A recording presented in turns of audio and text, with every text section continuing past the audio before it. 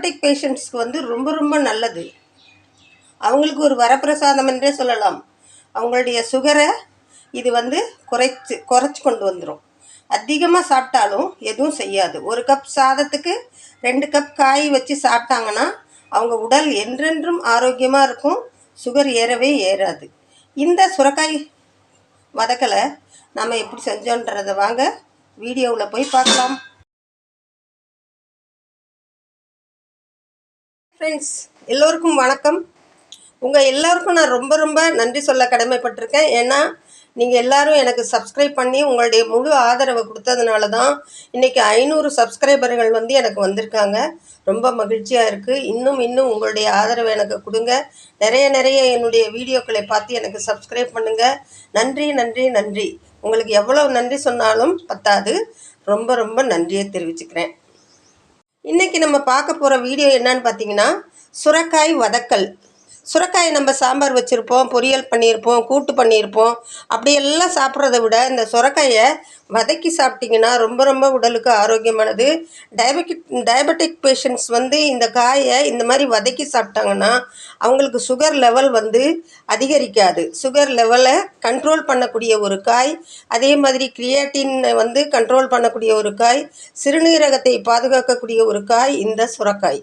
அதனால தான் இதை எப்படி வதக்கணுன்றதை நாம் இப்போ வாங்க வீடியோவில் போய் பார்க்கலாம். சுரைக்காய் வதக்கலுக்கு சில பொருட்களை நம்ம வறுத்து அரைக்கணும். அதில் ஒன்று வந்து உளுந்து, ஒரு 2 டீஸ்பூன் உளுந்து. இதை நல்லா பொன் வறுவலாக வறுத்துக்கிடலாம். இப்போ பாருங்கள், இது நல்லா வறுபட்டுருச்சு. இது கூட 4 வரமிளகாயும் சேர்த்து வறுத்துக்கிடலாம். இதை இப்போ நான் வேறு ஒரு பாத்திரத்துக்கு மாற்றி எடுத்துக்கிறேன்.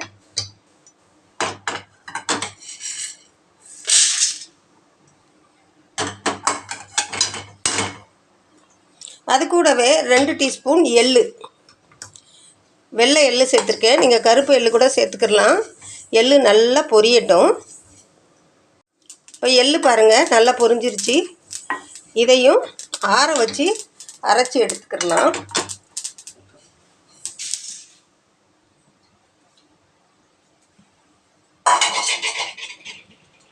அடுப்பில் ஒரு கடாய் வச்சுருக்கேன் பாருங்கள். அதில் 2 டீஸ்பூன் எண்ணெய் விட்டுக்கலாம். அதிகமான எண்ணெய் தேவைப்படாது. இதுக்கு நம்ம வந்து தேங்காய் எண்ணெய் யூஸ் பண்ணுறது தான் ரொம்ப ரொம்ப நல்லது. இப்போ இதில் கடுகு உளுத்தம் பருப்பை சேர்த்துக்கிடலாம். இந்த கடுகு நல்லா வெடிக்கட்டும். இந்த கடாயே வந்து நம்ம இரும்பு கடாய் யூஸ் பண்ணுறது தான் உடலுக்கு அவ்வளோ ஆரோக்கியம். அயன் நிறையா கிடைக்கும் நமக்கு. டயபெட்டிக் பேஷண்ட்டுங்களுக்கு ரொம்ப ரொம்ப நல்லது. என்கிட்ட பெரிய கடாய் இருக்கிறதுனால அதை யூஸ் பண்ண முடியல. கண்டிப்பாக இந்த மாதிரி நான்ஸ்டிக்லாம் யூஸ் பண்ணவே கூடாதுன்னு டாக்டர்ஸ் அட்வைஸ் பண்ணுறாங்க. இருந்தாலும் என்ன செய்கிறது. இப்போ கடுகு வெடிச்சிருச்சு பாருங்கள். இதில் சின்ன வெங்காயம் ஒரு 10 வெங்காயம் சேர்த்துக்கலாம். ஒரு 2 பச்சை மிளகாய். இந்த வதக்கலுக்கு அதிகமான பொருட்கள் தேவையில்லைங்க. இது கொஞ்சம் வதங்கினாலே போதும். நான் ஒரு 1/2 கிலோ காயை கட் பண்ணி எடுத்திருக்கேன். இப்போ வெங்காயம் பச்சை மிளகாய் நல்லா வதங்கிருச்சு. இதில் நம்ம சுரைக்காயை சேர்த்துக்கலாம்.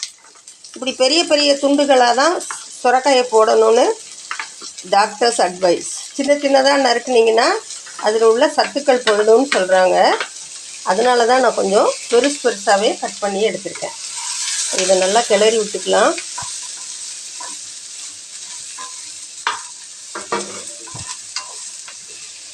இது கூடவே ஒரு 1/2 டீஸ்பூன் மஞ்சள்தூள் சேர்த்துக்கலாம்.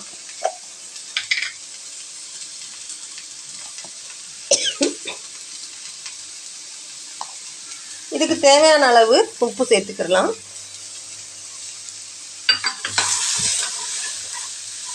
இப்போ இதை நல்லா கலந்து விட்டுட்டு, இதுலேயே தண்ணி இருக்கிறதுனால ஆரம்பத்துலேயே நம்ம தண்ணி தெளிக்க வேண்டியதில்லை. ஒரு 2-3 நிமிஷம் இது வந்து குக்கான பிறகு தண்ணி சேர்த்து குக் பண்ணிக்கலாம். இப்போ இதை நாம் மூடி வச்சிடலாம். ஒரு 3 நிமிஷம் இது ஆகட்டும்.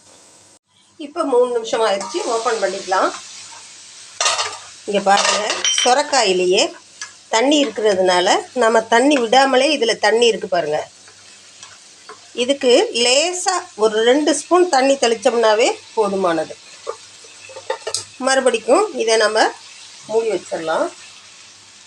அவ்வளோ தண்ணியே இதுக்கு போதும். இது குக் ஆகட்டும். அதுக்குள்ளே நம்ம வறுத்து வச்ச பொருட்களை அரைச்சி எடுத்துகிட்டு வந்துடலாம். காயை ஓப்பன் பண்ணி இடையில ஒரு தடவை இது மாதிரி நல்லா கலந்து விட்டுடலாம். அப்போ தான் எல்லா காயும் ஈவனாக வெந்து கிடைக்கும். மறுபடிக்கும் இதை நம்ம மூடி வச்சு குக் பண்ணிக்கலாம். காய் பாருங்கள், இப்போ ரொம்ப நல்லா வெந்துருச்சு. இதில் நம்ம உளுந்து, எள்ளு, மிளகாய் அரைச்ச அந்த தூளை இதில் நம்ம சேர்த்துடலாம்.